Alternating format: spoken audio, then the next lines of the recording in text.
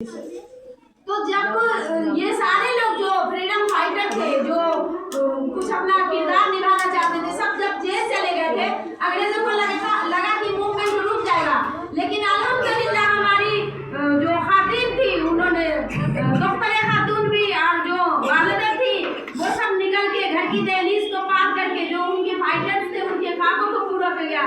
और जो उनके संघर्ष थे, इस लड़ाई को कभी मुनहमिद नहीं होने दिया, उसको तेज रखा। और अखबार भी हमेशा वीकली जो छपता था वो छपता रहा।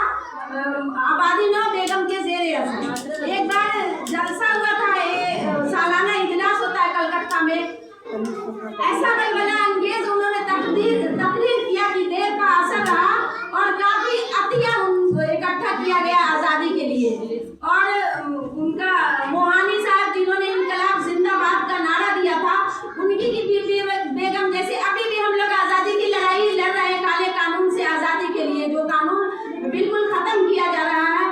बात करूं तो दूसरे देश में या मुस्लिम कंट्री में उनको ना खाने को है ना कपड़े हैं, सारे प्रोडक्ट बाहर से जाते हैं, मगर उनके यहाँ सिर्फ कानून है। इस वजह से मजबूरी अपने यहाँ कानून को खत्म किया जा रहा है। तो जब ये कानून काले कानून से आजादी की बात करें, इस वक्त जैसे नए लड़के लड़की को एक जोश होता है कि क्रांतिकारी बन जाओ, सिपाही बन जाओ, जैसे सर्दी जेल में है तो उनकी तरफ कितने लड़के लड़की का मतलब मोहब्बत होगा।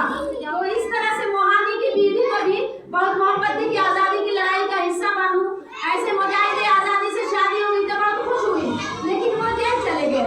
उनकी जेल जाने के बाद उन्होंने उनको रिहाई के लिए भी कमजोर उनके हालात थे, उसके बावजूद भी किसी से मदद नहीं ली।